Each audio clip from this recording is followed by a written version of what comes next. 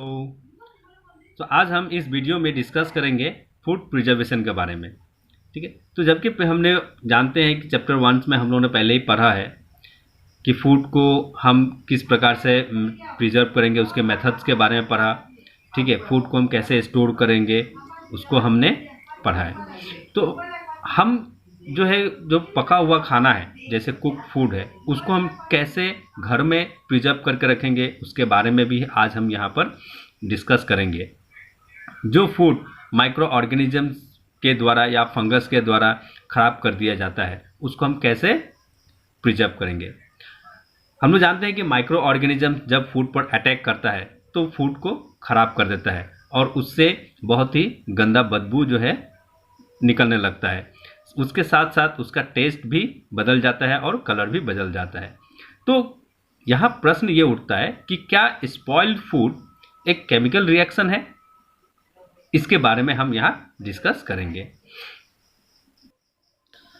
तो हम जो जानते हैं कि कॉमन जो मेथड है फूड प्रिजर्व करने का क्या क्या है, अपने घरों में हम इस्तेमाल करते हैं, उसके बारे में हम यहाँ जानेंगे। सबसे पहला आता है क्या? Chemical method.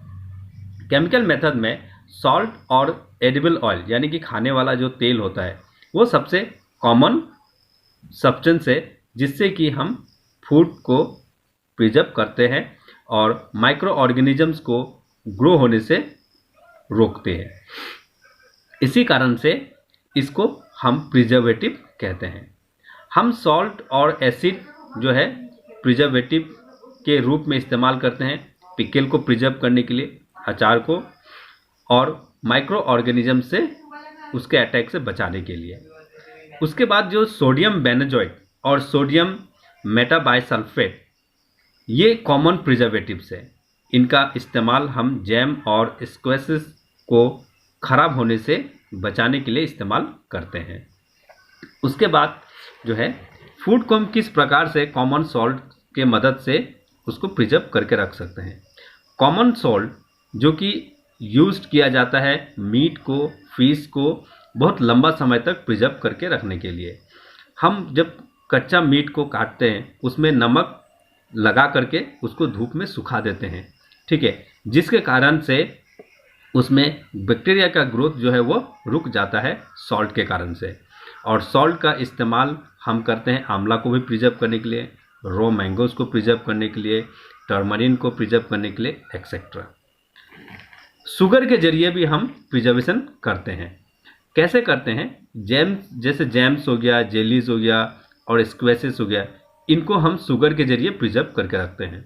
शुगर जो है मॉइस्चर को कम कर देता है, रिड्यूस कर देता है, और इस प्रकार से बैक्टीरिया जो है उस फूड को खराब नहीं कर पाता है। उसके बाद विनेगर और ऑयल का भी हम इस्तेमाल करते हैं फूड को प्रिजर्व करने के लिए। हम ऑयल और विनेगर का इस्तेमाल करते हैं पिकल्स को खराब होने से बचाता है। ठीक है, बैक्टीरिया उसमें वो जीवित नहीं रह सकता है ऐसे एनवायरनमेंट में। वेजिटेबल्स, फ्रूट, फिश, मीट ये सब हमेशा ज़्यादातर इस मेथड से प्रिजर्व किया जाता है। उसके बाद हीट एंड कोल्ड ट्रीटमेंट के जरिए भी हम फूड को प्रिजर्व करते हैं। अक्सर अपने घरों में माँ को देखा होगा कि दूध को बॉयल करते हुए, यानी कि उसको स्टोर करने से पहले उसको बॉयल किया जाता है, और फिर बॉयल करने से इसमें क्या होता है कि जो माइक्रो ऑर्गेनिजम्स रहता है दूध में वो मर जाता है, और फिर इस प्रकार से दूध लंबा समय तक जो है बचा रह सकता है। इसमें जो है बिल्कुल वैसे ही हम फूड को भी रेफ्रिजरेटर में रखते हैं, उसके टेम्परेचर को लो कर देते हैं, जिससे कि माइक्रोब्स का ग्रोथ रुक जाता है, नहीं हो पाता है। पेस्चुराइजेशन मिल्क को हम कंज्यूम करते हैं बिना बॉयल करके, क्योंकि यह हार्मफुल माइक्रोब से फ्री होता है। पहले मिल्क को गर्म किया जाता है कम से कम 70 डिग्री सेल्सियस तक 15 से 30 सेकंड तक, और फिर अचानक से उसको ठंडा कर दिया जाता है। इस प्रकार करने से क्या होता है कि माइक्रोब्स का ग्रोथ जो होता है वो रुक जाता है, वो माइक्रोब्स का उसमें नहीं बढ़ पाते हैं। और इस प्रोसेस को डिस्कवर्ड किया था लुइस पैस्चर ने, इसी कारण से इसको पैस्चराइजेशन कहा जाता है। स्टोरेज और पैकेजिंग, आज के युग में जो हम देखते हैं डे टू डे में, ड्राई फ्रूट्स वो देखते हैं, ठीक है, यहाँ तक कि वेजिटेबल्स को भी जो है सील पैक करके बेचा जाता है, यानी कि एयर टाइट पैक करके बेचा जाता है। इससे क्या होता है कि माइक्रोब्स का अटैक उसमें नहीं होता है। अब आता है नाइट्रोजन फिक्सेशन। हमने बैक्टीरियम राइजोबियम के बारे में क्लास 6 और 7 में पढ़ा था, ठीक है। यहाँ पर ये बैक्टीरिया जो है राइजोबियम इन्वॉल्व होता है नाइट्रोजन को फिक्स करने के लिए लेगुमिनस प्लांट, जैसे कि पल्सेस, दाल वाले प्लांट्स में। हम फिर से यहाँ पर उसको एक बार दोहराते हैं। राइजोबियम ये प्लांट्स के रूट्स का नोडुल्स में रहता है, ठीक है, जैसे कि बीन्स हो गया, पीस हो गया, जिससे कि ये उसके साथ एक सिम्बायोटिक रिलेशनशिप बना करके रखता है। कभी कभी नाइट्रोजन जो है वो फिक्स होता है कुछ लाइटनिंग एक्शंस के जरिए, लेकिन हम लोग जानते हैं कि ज़्यादातर अमाउंट जो है नाइट्रोजन का एटमॉस्फेयर में वो कांस्टेंट रहता है, ठीक है। तो फिर किस प्रकार से इसको फिक्स करते हैं और प्लांट्स इस्तेमाल करते हैं? हम लोग ये भी जानते हैं कि प्लांट जो है डायरेक्टली नाइट्रोजन जो है एटमॉस्फेयर से नहीं ले सकता है, ठीक है। इसी कारण से ये जो बैक्टीरिया है जो लेगुमिनस प्लांट में मौजूद रहता है, वो सॉइल में प्रेजेंट नाइट्रोजन को वो फिक्स करता है, तोड़ता है, ठीक है। उसके बाद उससे एयर से नाइट्रोजन को निकाल करके प्लांट्स को प्रोवाइड करता है, और इस प्रकार से प्लांट जो है इनडायरेक्टली नाइट्रोजन को एब्जॉर्ब करता है। जैसे कि यहाँ पर एक डायग्राम दिखाया गया है, ये रूट्स जो है लेगुमिनस प्लांट्स का है, जिसमें नोडुल्स इसमें है दिखाया गया है, जिसमें छोटा छोटा जो है डॉट कलर का कहीं कहीं पर गोल गोल स्ट्रक्चर्स इसमें नजर आ रहा है, यही है रूट नोडुल्स। इसी में ये राइजोबियम बैक्टीरिया प्रेजेंट रहता है। अब हम नाइट्रोजन साइकिल के बारे में बात करेंगे। हम लोग जानते हैं कि हमारे एटमॉस्फेयर में कम से कम सबसे ज़्यादा मात्रा जो है नाइट्रोजन का, यानी कि 78% नाइट्रोजन गैस प्रेजेंट है। नाइट्रोजन जो है एक सबसे इसेंशियल कॉन्स्टिट्यूएंट है सारे लिविंग ऑर्गेनिजम्स का, प्रोटीन का रूप में रहता है। क्लोरोफिल, न्यूक्लिक एसिड, विटामिन, ये सब। अब एटमॉस्फेरिक नाइट्रोजन जो है डायरेक्टली तो हम ले नहीं सकते, ना ही एनिमल्स लेता है और ना ही प्लांट्स लेता है। तो इसके लिए कुछ ऐसे बैक्टीरियाज है जैसे और ब्लू ग्रीन एल्गे है जो मिट्टी में प्रेजेंट रहते हैं, और यही लोग जो है नाइट्रोजन को फिक्स करते हैं एटमॉस्फेयर से, और फिर उसको कंपाउंड में कन्वर्ट करते हैं नाइट्रोजन का। एक बार ये नाइट्रोजन कन्वर्ट हो जाता है तो वो कंपाउंड जो है इस्तेमाल करने लायक बन जाता है। फिर इसका इस्तेमाल प्लांट जो है सॉइल से करता है थ्रू अपने रूट सिस्टम्स के द्वारा। नाइट्रोजन जो है फिर यूज़ किया जाता है प्लांट्स में प्रोटीन को सिंथेसाइज करने के लिए और बाकी कंपाउंड्स को बनाने के लिए भी।